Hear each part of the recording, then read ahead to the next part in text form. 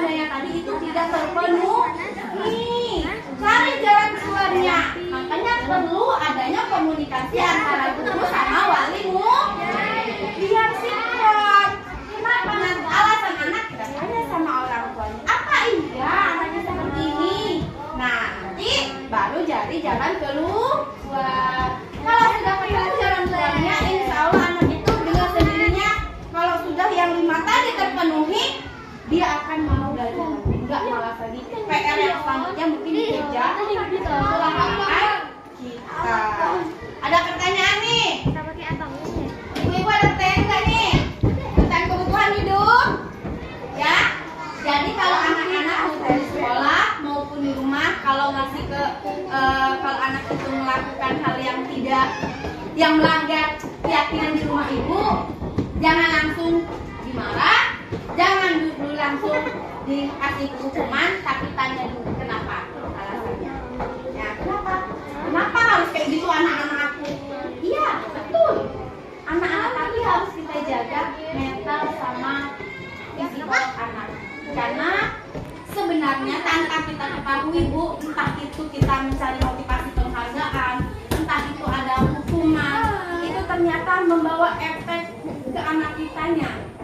Tanpa kita sadari, kita menanamkan hal yang tidak baik sama anak kita karena kita sadari. Mengerti sampai sini Bu? Nah, ini ada yang namanya 5 posisi kontrol. Nah, ini sangat penting Bu ya. 5 posisi kontrol ini sangat berpengaruh dengan masa depan anak. 5 posisi kontrol ini bukan untuk murid, bukan untuk anak, tetapi untuk saya sebagai guru dan bapak-bapak ibu sebagai orang tua. 5 posisi kontrol. Yang pertama, penghukum.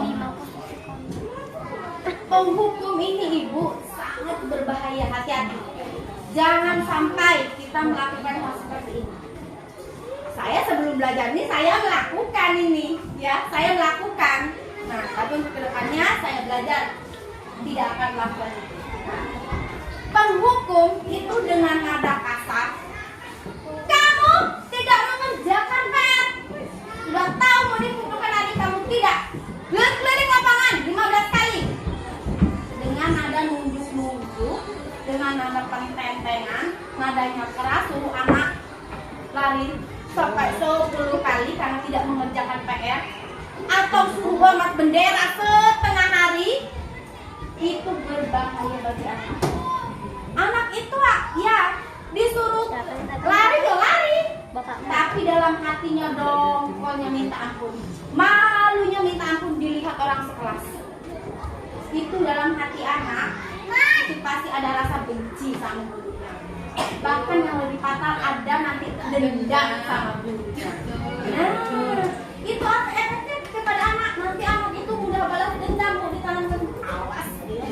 Awas ya. Itu setidak langsung menanamkan hal seperti itu. Efeknya akan ke guru juga. Seandainya di saya yang memposisikan saya sebagai posisi penghukum, itu anak-anak awas ya. Bangkong balik. Bagaimana? Nah, itu sudah nggak bagus.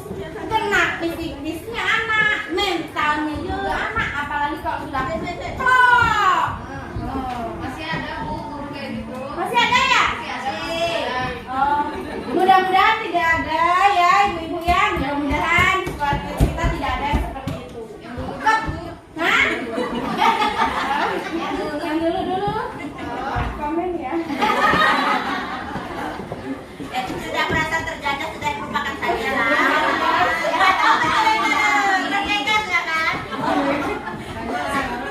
Iya. Jadi anak-anak itu mau masuk sekolah, berat dokter. Ya, pasti. Apa yang dijualan ini? Jadi anak itu pasti dikerjakan, taat ya, tetapi tidak nyaman. Dianya tidak nyaman, dianya tertekan. Nah, diusahakan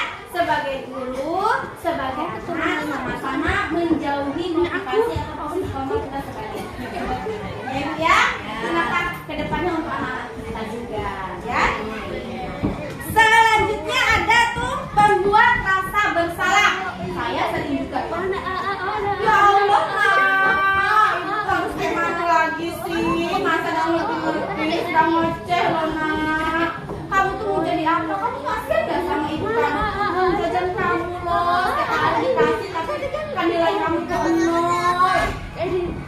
Itu bahasanya bagus ya, nggak kasar, bahasanya bagus, menyentuh ya. Tapi kalau bisa jangan juga seperti itu. Kenapa? Anak itu merasa sedih, kena mentalnya tuh. Ya Allah, berarti aku tidak berharga. Aku ini sudah mengecewakan ibuku sudah banting tulang. Jadi anak itu merasa dirinya berharga. Ya kita harapkan anak kita ini bukan merasa tidak berharga, tetapi anak kita ini optimis bahwa dia bisa. Seperti itu, jangan mundur ke belakang. Boleh ada tanda kutipnya, mereka itu menghargai pengorbanan orang tua, boleh. Tetapi tidak boleh kita di posisi kontrol mendidik anak seperti itu, monoton seperti itu, tidak boleh. Ya. Selanjutnya teman. Nah, saya juga seperti itu. Ternyata kurang tepat. Saya sama anak-anak yang lalu itu tidak pernah ada jarak tuh. Mau main sama anak-anak bagus, tetapi kalau itu terus menerus, anak itu ketergantungan sama kita. Jadi di saat kita lepas, anak itu apa? Halo ibu, kan dia kecewa sama kita. Kita nggak bisa, ibaratnya nggak bisa kerja sama dia itu. Ibu yang merasa kecewa sama kita, sama saya merasa kecewa. Sering saya itu merasa begitu. Bu, janganlah belajar diri nak. Karena saya sering ikutin. Kali ini saya nggak ikutin. Jangan anak kita kayak gini. Anak itu, alah ibu Dewi kan kayak gitu. Si Anu diturutin, saya tidak. Nah, akhirnya timbul cemburu sosial. Jadi seperti nggak boleh juga. Kenapa anak itu akan merasa tidak merasa dipilih-pilih. Nah, dipilih-pilih. Jadi tidak boleh seperti itu. Tidak boleh. Anak itu juga dia akan merasa ketergantungan sama kita. Sedangkan sekolah ini kita mendidik anak supaya anak itu mandiri. Nah, selanjutnya pemantau sama manajer. Nah, kalau pemantau ini lumayan bisa diterapkan. Pemantau ini dia mencari solusi, sama-sama mencari solusi. Anak sama dulu, orang tua sama anak kerjasama mencari solusi, jalan tengahnya dari permasalahan yang ada. Tetapi orang tua sama guru tidak membantu, hanya mengarahkan. Ini loh jalannya, nanti kamu lewat sini ya, habis itu nanti belok kanan. Ya nanti ibu lihat dari sini. Kita tetap memantaunya. Nah, jadi tidak teman-teman, ayo belok sini, kita tuntun kita mantau aja. Dia sendiri yang mengerjakan. Itu kan sudah ibaratnya lepas yang anak, tapi tidak lepas dari pandangan kita. Kita tetap memantau sampai mana perkembangan anak, sampai mana pengetahuan anak, sampai mana anak ini bisa menyelesaikan masalahnya sendiri. Selanjutnya manajer. Nah, kalau manajer ini cakep bu, saya lagi belajar seperti itu. Mudah-mudahan saya bisa. Manajer ini selain dia jadi pemantau, dia bisa jadi pemantau, tapi temannya juga temannya seperti tadi, ya pendekatannya bagus, terus cara penyelesaian masalahnya bagus, tanpa kena mental itu anak. Manajer ini posisi kontrol yang dapat menimbulkan kesadaran anak sendiri, bisa menyelesaikan masalah sendiri. Anak itu harus tanggung jawab, menimbulkan rasa tanggung jawab dan disiplin anak yang lebih tinggi. Nah, ini yang akan saya pelajari untuk tahun ini ke depan. Mudah-mudahan saya bisa minta dukungannya, minta doanya, sama-sama kita terapkan sistem kontrol manajer ini ya Ibu Bapak. Jadi yang sudah ya sudah, anak kita pernah diginikan yang sudah, mudah-mudahan kedepannya ketemu sama guru yang mengerti dengan sistem kontrol manajemen ya. Selanjutnya ada segitiga restitusi. Kalau ibu misalnya anaknya bermasalah, itu selain dihukum diceramahin dulu nggak? Diceramahin dulu ya? Diomelin? Ya diomelinnya biasanya kata-katanya gimana? Sambil jerit nggak? Ya, sambil jerit. sambil bawa pentungan. Ya, pakai nurut aja, nurut ibu ya. Iya, ibu-ibu biasa seperti ini. Ya, ternyata segitiga restitusi ini adalah penyelesaian masalah dengan menimbulkan yang pertama, validasi tindakan. Validasi tindakan ini menanyakan, kamu kenapa melakukan ini? Dengarkan alasannya. Tanyakan dulu alasannya, dengarkan. Jadi jangan mau main kayak kemarin, jangan nggak mau dengar apa-apa mereka. Kita dengarkan apa alasannya. Karena semua manusia, mau yang tua, mau yang muda, yang besar, yang kecil, pasti pernah melakukan kesalahan. Melakukan kesalahan itu loh, memang manusia. Tempatnya salah dan dosa yang memang manusia. Nah, kita dengarkan dulu apa masalahnya. Kenapa mereka melakukan seperti itu? Dengarkan dulu mereka. Menstabilkan identitas. Menstabilkan identitas itu sebenarnya tujuan kamu melakukan itu apa? Tujuannya apa? Kamu sebenarnya itu mau jadi anak seperti apa? Kamu kalau melakukan hal seperti ini nanti solusinya bagaimana? Mereka akan oh iya, aku tadi gelut bu, masalahnya apa? Aku tadi disenggol kamu gini-gini bu. Kenapa kamu nyenggol? Dia ngejek aku bu, dia lah yang salah. Kita sebenarnya jangan mencari mana yang salah, mana yang benar. Tapi berusaha cari jalan keluarnya. Kamu melakukan itu pasti ada sebabnya. Sekarang kamu maunya apa? Bisa bertinju nih, ini sama ini, ya? Ini nonjok, ya, nonjok nih. Wah bengkak kan? Nah, udah bengkak. Saya dengar tuh dari anak-anak. Bu Dewi, Mama Jaki dipukul sama Mama Risna sampai bengkak. Hah? Iya. Iya. Wah, boleh ya? Ditanya dulu, Mama Risna, kenapa mukul Zaki? Malah cuma main-main, Bu. Gurau. Tapi kok bengkak? Ya, karena mungkin kuatnya juga sengaja. Nah, jalan keluarnya begini. Kalau kamu maunya apa? Boleh masuk? Saya mau. Dia ngobatin saya. Nih beli salep biar nggak sembab. Skincare loh mahal. Oke, kita cari. Ibu bisa nggak ibu beli skincare? Mereka kalau ingat, iyalah aku minta maaf, aku nggak sengaja mukul kamu tadi. Aku beliin mas skincare kamu. Berapa skincare-nya? Skincare salepnya 50.000. Ayo kita beli. Oleh nah, seperti itu maksudnya. Nah, setelah itu kita tanyakan keyakinan kelasnya.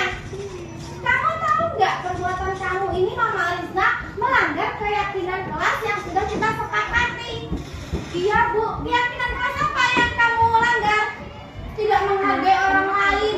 Iya, karena kelakuan kamu tidak menghargai orang lain itu sudah melanggar keyakinan kelas kita.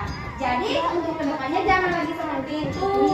Iya Bu. Jadi tindakan yang akan diperbaharuinya itu tadi dia memberikan salep anti bengkak buat Mama Zaki. Jadi jangan mengulas kesalahan anak itu lagi, jangan ditambah bumbu lagi, tapi ayo sama-sama cari jalan yang lain aja. Timbulkan pemikiran anak itu agar dengan sendirinya dia memikirkan solusinya sendiri. Bisa nggak dia menyelesaikan masalah dengan perbuatan mereka sendiri? Motivasi anak itu untuk menyadari itu dan melakukan penebusan atas semua kesalahan. Jadi jangan kita yang menghakimi mereka, biar mereka menyelesaikan sendiri dengan bimbingan kita. Maksudnya seperti itu. Nah Bapak Ibu, jadi anaknya kalau bisa gak usah dipukul lagi lah, ya. Nanti anaknya kalau dipukul lagi itu nurut tapi kasihan nanti dongkol. Nanti kalau besar itu melampiaskan nanti ke istri. Kalau dongkol sama emaknya nggak mungkin dong ke emaknya, ya. Nanti sama istri atau sama suami nanti imbasnya, ya. Ya. Selanjutnya, oh ini Bu, ini ada contoh saya ini ada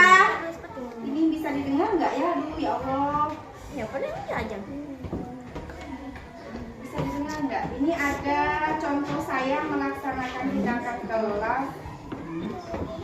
Ini nggak ada ya. Nah, sini.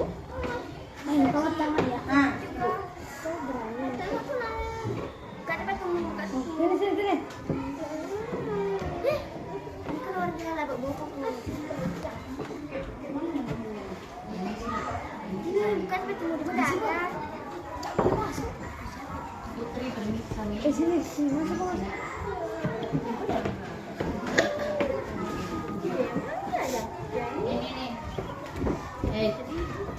Nih, gila.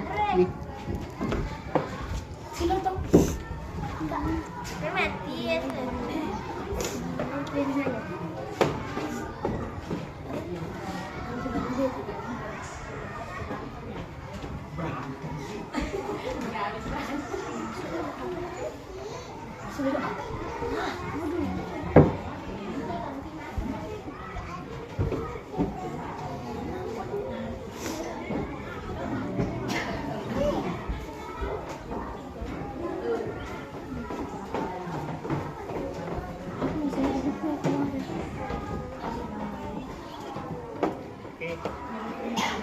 Siap, aman.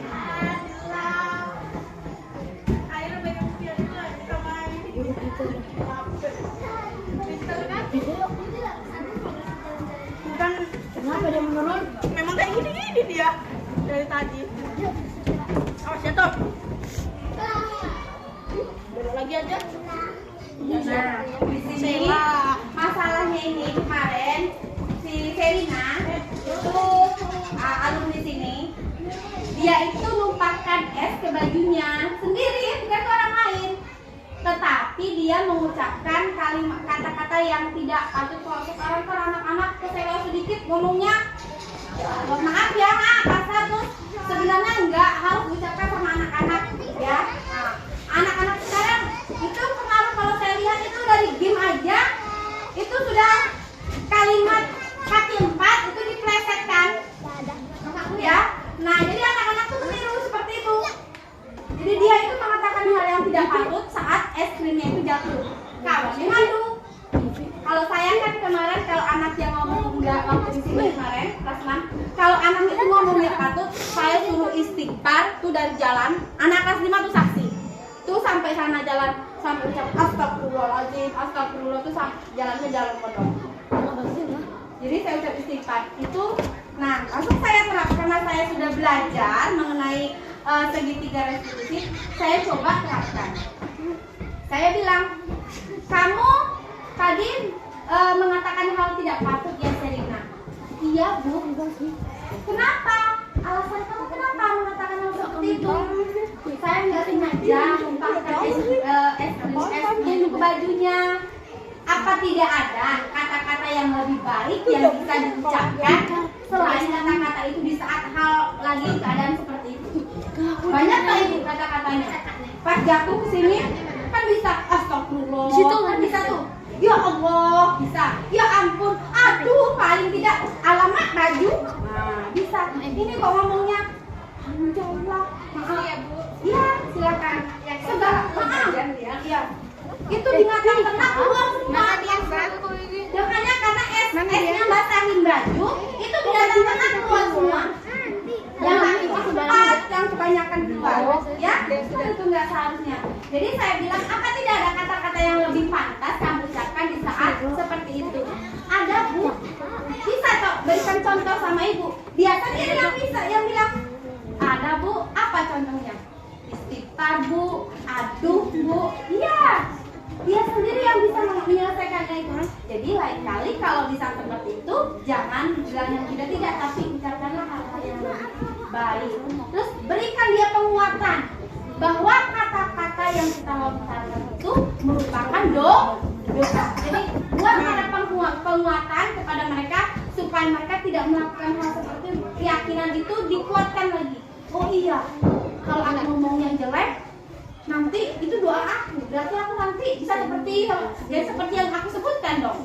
Kalau binatang kaki empat nanti berarti apa? Nanti doanya seperti itu. Nah, kita buatkan penguatan seperti itu agar anak tidak melakukan hal seperti itu. Nah, kita usahakan sama-sama ibu ya, itu menyelesaikan masalah itu tanpa harus menimbulkan masalah. Tapi kalau ada masalah, solusinya itu tadi mencari jalan keluar dengan menimbulkan keyakinan anak untuk melakukan hal yang positif, hal yang baik tadi dengan kesadaran sendiri.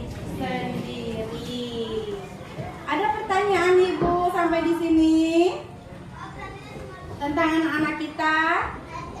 Ini udah habis materinya, alhamdulillah. Ada pertanyaan ibu?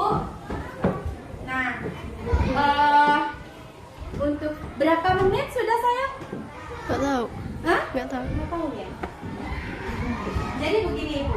Jadi kesimpulan dari pertemuan kita sekarang selain silaturahmi tadi, saya mohon kerjasamanya antara saya sama ibu untuk merangkul anak kita ya, agar mau melaksanakan keyakinan yang sudah kita sepakati, entah itu di sekolah, entah itu kesepakatan yang sudah ibu bapak buat di rumah. Anak itu melakukannya dengan kesadaran sendiri, ditimbulkan motivasi baik untuk anak itu. Memang bu, sebulan 2 bulan mungkin belum lihat. Kita harapkan perubahan anak itu hasilnya untuk 5 tahun, 10 tahun yang akan datang. Ibaratnya sekarang kita nanam bibit-bibit unggul, kita ciptakan bibit-bibit unggul, nanti panennya juga pasti bagus kan. Kalau sekarang kita nanamnya bibit kayak enyes-enyesan, ya nanti hasilnya ya enyes-enyesan juga gitu. Maksudnya yuk kita buat bibit kita ini jadi bibit unggul. Jadi harus ada kerjasama antara guru sama wali murid. Terus belajarlah. Saya pribadi, saya harapkan bapak ibu juga menerapkan posisi kontrol kita itu menjadi manajer. Jadi kita mengayomi, menjadi jalan keluar, membimbing, mendidik, jangan pakai menghukum. Ya ibu, dihindari. Selagi masih bisa kita dihindari itu posisi kontrol kita menghukum. Apalagi ibu-ibu itu, saya sendiri ini gatal tangannya kalau ngomong sama anak itu, sama anak saya gatal nama kaki. Itu namanya kontrol. Kontrol itu berarti harus ngerti. Bisa ngerti. Ini mau kelepam. Ini sebenarnya begini tapi dikontrol lagi, jangan ikut bisa. Saya juga lagi belajar, mudah-mudahan kita bisa ya ibu, bapak, mudah-mudahan kita bisa. Kita ciptakan anak-anak kita yang generasi penerus, karena itu generasi penerus itu bapak, pemuda sama pemudi, anak-anak kita sekarang nggak ada. Generasi penerus itu penerus bangsa, kakek-kakek, nenek-nenek, mbak-mbak itu nggak ada. Ada nggak pernah dengar? Kakek-kakek, nenek-nenek adalah generasi penerus bangsa. Ada ya? Tidak ada. Tetapi apa? Generasi muda-mudi, anak-anak itu merupakan generasi penerus bangsa. Jadi ciptakan generasi anak-anak kita menjadi lebih unggul yang nantinya bisa menjadi generasi penerus agama dan bangsa yang berkualitas. Sampai sini, ibu-ibu, saya ucapkan terima kasih atas waktu yang telah bapak ibu sempatkan, karena sudah mengganggu waktu istirahatnya, waktu mecah pinangnya, waktu me time-nya. Mungkin lagi enak nonton India sambil megang HP. Mungkin lama bapaknya dodos cari rumput, ngambil sinar. Saya ucapkan terima kasih dan mohon maaf atas kekurangan saya, sambutan saya yang berkenan di hati bapak-bapak dan ibu. Mungkin ada perkataan saya yang tidak berkenan, perilaku saya mohon maaf.